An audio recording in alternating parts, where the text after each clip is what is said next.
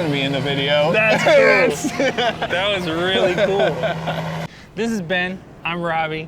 And we're photographers, mostly, but we've also dabbled a lot in video, and we wanted to put more intentionality behind that. And so now we are doing video things, and we're wanting to do it for fun. Yes. And so we're in this awesome location that we love. I come here with my family. Benjamin's been coming here for forever. Just for photos, really, though. Yeah, not video. Yeah. And we came here when it was freezing cold. Yeah, the first time. What, 5 months ago? 5 months Six ago. months ago. Negative 30? Yeah, you just moved here less than a month before. Yeah. This is much better. No, take me back. I'm still kind of dressed for the. Yes. Yes. I Cool. don't know what you're doing. I don't know what we're doing. We're in black again. Well, but here we are. Yeah. I'm just dangling my legs like this. It's gonna come out in the video. I'm just sitting here. And just so you know, we're at North Ave Pier. Yes. There's a street called North Ave, and it kind of ends right here. And then this is the pier, and then this is, you're seeing the beginning of the sand of the North Ave Pier. And then behind us is obviously the Chicago skyline. You could probably see, where do you think Hancock Building is? If I went like right here. We're gonna guess right here. Right there. This is where it is. But that's Maybe where it's we on top are. of my head. This is Lake Michigan. That's true, it might be above your head. And so, beautiful location. People walking behind us again. You're probably hearing the wind. But also, we want this to feel like you're here with us. Yeah. One of the things we want to talk about is, since we're starting something new with learning video, outside of the technical things, there are a lot of other things that when you're starting something new, you kind of wish somebody who has that expertise, who has years in it, has told you. Yeah. So we want to talk about us as photographers now, and creatives, looking back to when I first started 8 years ago, what do I wish somebody with my level of expertise told me then with that knowledge, that gained knowledge? I started professionally they started getting paid in 2008. Okay, paid. I started flat out 8 years ago. Oh, So nice. what was that, 2016? I started getting paid 2008, 16 years ago. I started photography with my mom's 35 millimeter film camera when I was 11. So it's been a minute. I've been doing it for a while. One of the things, when I look back at what I wish somebody really would have told me when I first started into photography, is there's a lot of ups and downs.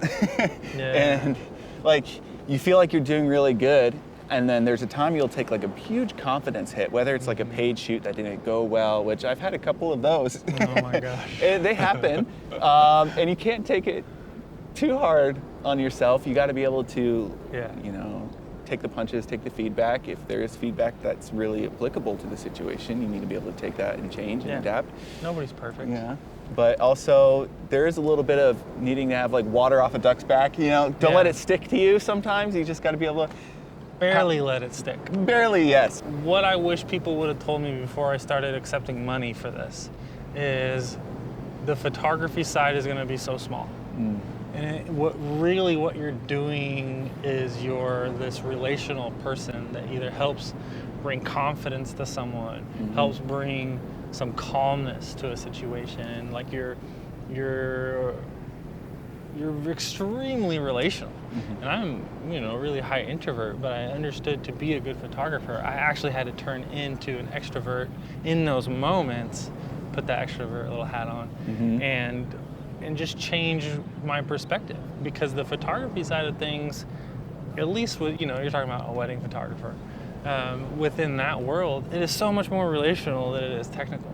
In fact, when I'm teaching people photography, I say you need to learn the technical so well that you don't even have to think about it, so that you can have the person in front of the camera be what's important to you. Yeah, that's so true. Because if you're just sitting there, oh gosh, it's nothing worse. You got the camera right, and there's a client that's in front of you, and you just took this beautiful portrait of them, but you're not communicating, and you're sitting there and you're looking, and you're like, oh my gosh, it looks so good. And the person that's sitting over there is just panicking because they're going like, what do they think? Did I do a good job? What is this?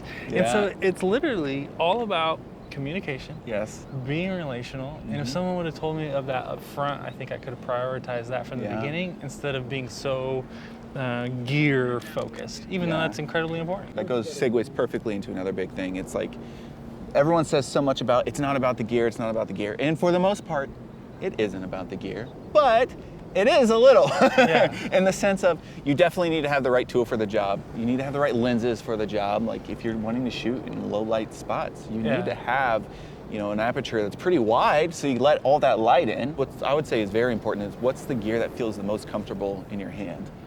It feels like an extension of yourself. Yeah. I feel that with Fujifilm. It's ironic. I shoot a lot with Sony. Yeah. I feel that with Canon. Fujifilm for me, I don't even need to look at what I'm doing. It's so tactile in my hand that I can just be Yep. able to focus purely on what's in front of me. I'm to that point with Sony too, but Fuji is just my Yeah. love. When you start photography, it's such an individualistic art form. You are solo more often than not. In the beginning, you typically are alone and you go out early in the morning, you go late at night, or it's like something where you just have a camera, probably your phone, and you're just taking pictures with friends or family, and it turns into something more. And so it's the evolution. I love how you referred to it as a tool. People say it's not about the gear, it's about the photographer. And that is absolutely true.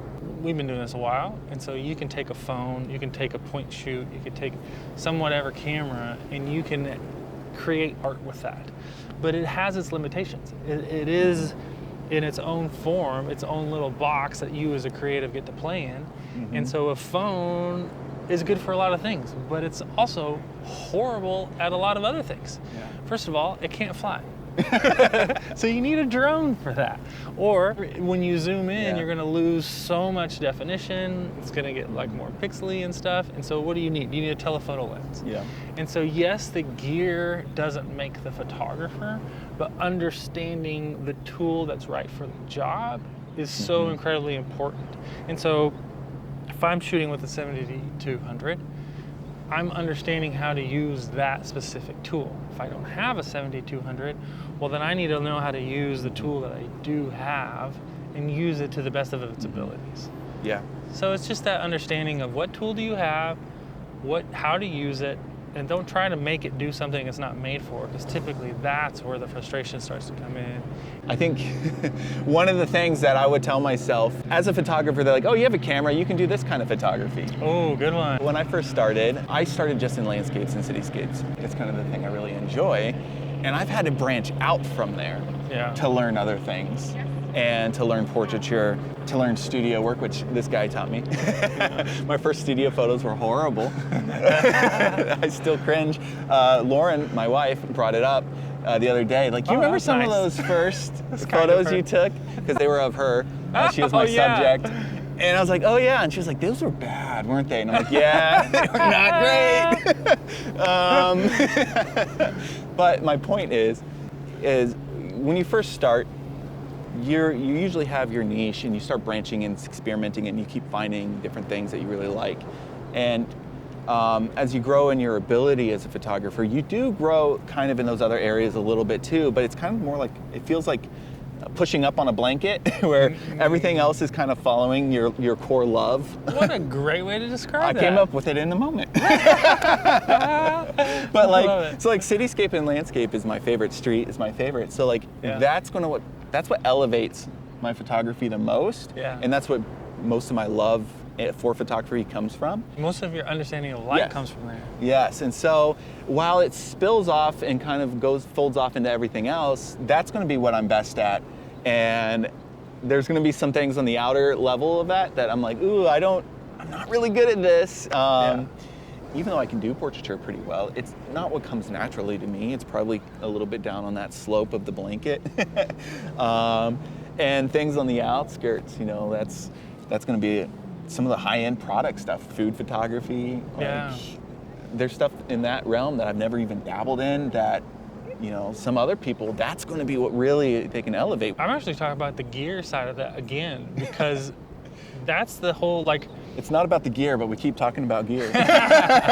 Well, it's the right tool for the job. There's tools that you use that take pictures, like a wide lens. Like you're going to use a wide lens, and if you're going to take a portrait of someone and get like a real headshot, well, with the wide lens, you're going to distort the person's nose, the ears are going to be kind of pushed back, the forehead will be real big, and so you actually want like a different focal length to compress the subject's features, and so that they look a little more like what we see them with our eyes. And so a lot of people say it's an 85 or a 50, somewhere basically within there, depending on crop sensor, full frame. Anyways, we can get into the weeds. But sometimes it's the gear you have will limit you from being able to shoot specific types of photography. And so if you're a wedding photographer, and that's kind of where you start. You probably started with family photography, and then you did like engagements, and then you went on to weddings. And then from weddings, you can do events, because a wedding is an event. And so you're typically going to have the same kind of gear. And so if I'm shooting an event, it could be like a concert, a meeting, a corporate type of thing, a wedding, I'm going to have a 7200, and I'm probably going to have a 35 millimeter or a 70-24, and I kind of have everything that I need millimeter wise. But if I'm shooting insects, there's some gorgeous insect photography. Well, you're gonna need a very specific macro photography lens. That's a whole, macro photography is a whole nother lane. And you're gonna need lighting, Yeah. right? If you're gonna do night photography, a lot of times you're gonna be limited if you don't have lights. But then if you bring in lights, well, you're gonna have to have a whole nother understanding of how to do photography with the lighting, with mixed lighting, temperatures. So you're gonna, it can just blow up so crazy. Use the gear you have, understand its limitations, and allow that to even inform you what direction to go with your own photography. And so if you have the kit lens, cityscapes, landscapes, that's probably gonna work wonderful for that. If you have a 50 millimeter 1.8, you can start doing portraits and working that way. And then you can use the money you make from that to then upgrade your lens and then get an 85. Essentially the point is the gear, although it doesn't make you as a photographer, understanding it is so incredibly important. But there is a stopping point in a way. You can learn it and kind of be like, okay, I really understand this gear. I understand my different focal lengths, what they do, how to use them. I understand the exposure triangle, and I now know how to do photography. And now the real work begins of working with the person in front of you, understanding the time of day, getting up stupid early in the morning, all that kind of stuff. That's what really separates someone, because anyone can go and buy a piece of gear, but what's hard is getting to a location or getting an expression or a moment out of a person or things like that is where the nuance in photography starts to become more of my love language, which is why I love people so much, because they're never the same. Everyone is so individual and beautiful in their own right. You can really teach yourself to learn how to bring out the most out of what's in front of you. I think what really, when I first started, helped set me apart a little bit was I was in the middle of nowhere in Ohio, lots of cornfields, and I had to learn to take what was in front of me and make it interesting. And that's where my understanding of light came from, composition, because if you know light, if you know composition, and you start to teach yourself how to find some interesting subject matter, you can make almost anything interesting. Some people have made their whole gig in photography making the uninteresting interesting. That's their whole thing. It's those things around the gear, like we said, around the gear that really, you're taking what you see in front of you and you're getting the most out of it. That's my favorite thing about photography. Obviously my love is first was portrait work, and that thing where you get the photo of the person and they flip out. So you get this instant gratification from the person. They're like, holy crap, I look cool. Or sometimes you get the little teary emotion, like, oh my gosh, I actually don't like photos of myself, and I love myself in this photo. I think there's this thing about photography where it's seen as such vanity, and yet most of us are so hard on ourselves and don't really like our own appearance, and if you push come to shove, we'd be like, oh, if I could, I'd change this or whatever. But to capture a photo of you that really looks like you sometimes can be so hard. And so then to do that for someone else and see their face light up, and to get to share that with someone, show them their beauty. And I'm not meaning like really all that worldly beauty. It's more just like seeing yourself as someone who's worthy. It drives me like crazy. I love that type of photography. That's a sidetrack. Well, you said something in there that I think is my next thing that I would tell myself when I first started, would be to not be so hard on myself. Like you were saying, people are really hard on themselves with how they look, but it happens on the other side of the lens too. Like I think there's a lot of times, even in in the moment I'm taking a photo, I can be really hard on myself. and I can think of all the what ifs that I could have done to make something better. Because there always are what ifs. Yes, and there's always going to be other trains of thought of what you could have done better from other people. You need to make sure that you're not actually just being down on yourself for things you can't control. Like, this is becoming a lesson in stoicism. Yes, it is. As I said, it's a life lesson right here. Don't be too hard on yourself. Try to learn the things that you can control. That comes with time and knowledge of understanding your camera, understanding the situations of what is in your control. And then also, like, I think I'm to the point where I'm able to, if something goes wrong on a shoot or if something happens, I'm able to really quickly to be like, well, there's not honestly anything I could do about that. Yeah. You're able to then easier move on from it. And just understand it's part of the shoot and it's a reality of what's going on. Yeah. Now, don't use that to excuse your laziness or lack of preparedness or your lack of knowledge, because there's also that. Yeah. But in general, take it easy on yourself. Forgive yourself as you're learning. However, you're always learning. So you always have to remind yourself to be gentle with your inner thoughts. Yeah. I did a shoot, it was my first football game ever to photograph. Mm-hmm. It was a huge moment for football for our colleges in Oklahoma where I was living. I killed that shoot. You did. You did. I did really good. There's some insane photos. I was like so proud of that photography. And then I think it was like a week later, I was just doing something that I've done hundreds of times, which is headshots in a studio. And I didn't have my exact lighting set up and different things, and the photos came out of there, and I was just kind of like, oh man, I'm not that good. And it's crazy because, I don't know, I'm really good at what I do, but that does not mean I will always produce this insane quality content. Yeah. And I have to give myself the room for music. Yeah. But I have to give myself the room to understand that this whole thing is fluid. And so I have to give myself that grace. I have to give situational. If it was incredibly stormy and rainy today, we wouldn't have been able to shoot. It would have been really complicated. Mm-hmm. Yeah, could we have figured out creative ways to maybe do something? Yeah, we probably could have. And we probably actually still would have shot. Yeah. But it's something that we couldn't have controlled, and we're just going to use it as part of what we're doing. And so in general, do that. Accept what's happening, and you be prepared early on. Understand simple things like exposure triangle and stuff like that. Another thing I would want to tell myself when I first started is, we hear the saying all the time, if it's worth doing, do it right. I recently saw somebody, they turned the phrase and they said, if it's worth doing bad. If it's something you really want to do and it's something that you find worth doing for yourself, then it's worth starting off and being bad at it, because we're all going to be bad at it and you can't beat yourself up.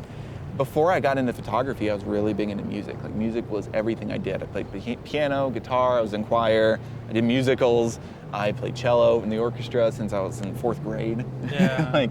I did a lot of music. I was in a band a little bit, but we only did covers. I never did anything of this, like, songs that I wrote. I was too afraid to let go of them because I was too afraid of thinking, you know, what if they're bad? And you know what? A lot of them were pretty bad. There's a few okay ones. Because I was too afraid to let it go, I never was able to get better at it. When I first got into photography, I wasn't afraid to just put it out wherever. Like, I put it on Instagram. That was my first platform that I started releasing my photos. I was able to get like feedback from people around me and let people in on my creative process as I was learning and developing. Yeah. And I got the hard part of letting people in out of the way at the beginning. Like, I wasn't building myself up until I was ready to release. I was releasing from the get-go. I was okay with being bad. And so to me, like, it was worth doing because I was okay with it being bad at it. Yeah, I really wish someone would have told me that my art, that perspective needs to change.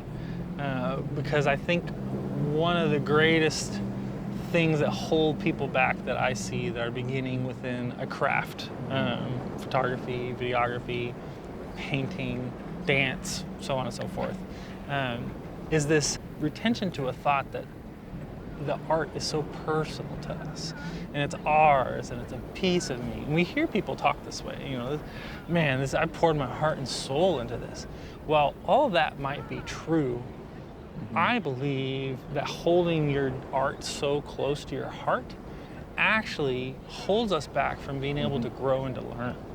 It stops you. I don't know how many times I've wanted to give someone feedback, but I know that they value and they think this photo is so incredibly amazing that if I say something, I'm gonna be ripping their heart apart. When I am leading someone, what I like to tell them is like, I need you to let it go. Just give it away freely to the world, because that's gonna allow you to move on and to create content, create a lot of content so you can get your reps, get experience. There's so much perspective. What you want is people to talk about all what you're doing. And if they're always talking badly, okay, take the hint. But in general, we want people to talk about it. And people are gonna have opinions, and they're not all gonna be great. People are gonna be like, hey, you could have done this better. Or if I would have been there, I would have done this differently. Or there's gonna be people, there are always people who are better at what they do than you are. And not seeing those people as competition, but instead as like inspiration is another big deal.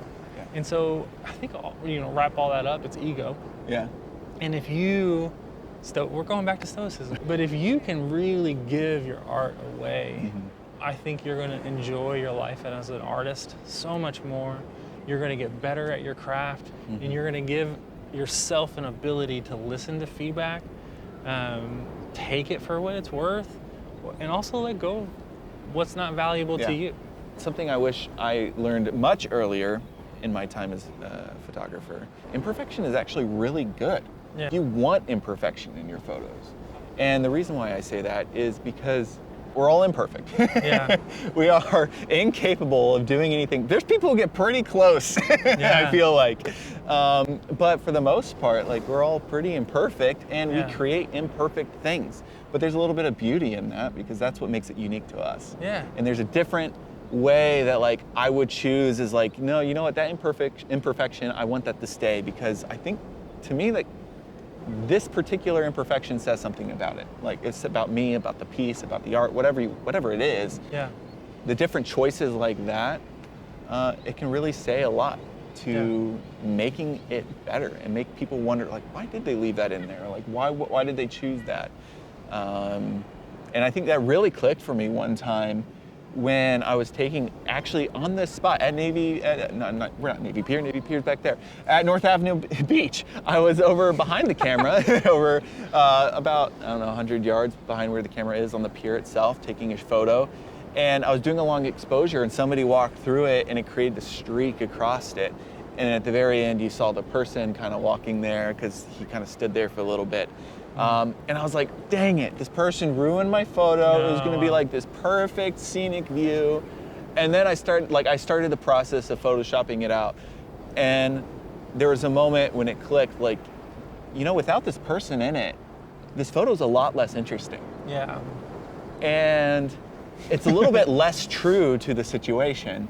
And not that I'm trying to do journalistic photography, but having that person in it and seeing the streak across and seeing that person, it's showing like a movement of time. Like, it's adding another dimension to the photo versus it's just a pretty shot of the cityscape of what you're seeing right now. And it changes. Someone else can't get that exact same photo. But without that person there, someone probably could get very close to that same photo. And so you added uniqueness even with that imperfection. So I think, like, in that moment, it really clicked for me, like, whoa, like, imperfection is so good for your photography, and don't try to hide it. Don't try to, like, completely, there's definitely some things, like, you gotta be able to distinguish what's a distraction versus what's completing the photo. Tangents. So what have we talked about today? Oh man, we talked about a lot. We talked about how we have a lot of room to improve. There's room for growth for us. We've talked about a lot of it surrounded grace, grace for ourselves, grace for our subjects and our situations. Also, grace for our images. Grace for the helicopter that's flying right by. Holy crap! Whoa, look at that! I wish we. This is crazy.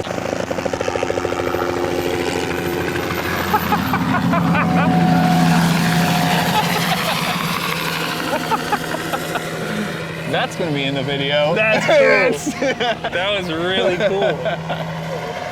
Oh wow. So what else did we learn? Or what else did we? So what else did we talk about? Grace for it when we stumble over our words. That happens a lot. Oh, gosh. We talked about, yes, gear is kind of important. Bottom line, gear is incredibly important. Yes. You need it to be able to do the stuff. But it's not everything. Yeah. Use what you have that's available to you. Most of us have a phone. If that's what you have, start using it. Mm-hmm. And then build up gear to be able to do more, because gear is important, but not the end all be all. Yeah. Your knowledge is what's so much more important than the gear. And knowledge, I think what's really important is knowledge of what gear you need. Yeah. Instead of just buying it because it's the new thing. Yeah. I think that's the thing to be aware of. Is it actually benefiting you in your trajectory of where you want to go as a photographer, or explore a new area? Then yes, that makes sense for you. And can you afford it? Yeah. That's important. Yeah. So Grace, stay liquid. Yeah. Gear's important. not the end all be all. Yeah. You're gonna always be learning, but make sure you learn the technical so you can get it out of the way and focus on the art of what you're doing. Yeah. Which could be the person in front of you, the subject, city, the doggo. Yeah. And imperfection is actually good for your photography. Imperfection's actually good. Yeah. And I love it. Sweet. I think that's a good wrap to this. Yeah. I liked how you wrapped it all up for us there with a nice little highlight. Number 2 overview. in the books. Yes. There we go. This is Ben. I'm Robbie. I was about to say I'm Robbie. Why are you Robbie? I don't know. You said this is Ben, and I thought Ben. This is Ben. I'm Robbie. I thought you were saying like I'm Robbie, and then this. But you're Ben, so you gotta go first. And last time, that's how I ended it. That is how you ended it. Yeah, I screwed it up. I was trying to do the same thing. So this is Ben. I'm Robbie. See you next time. I don't know. I might keep the screwy ending.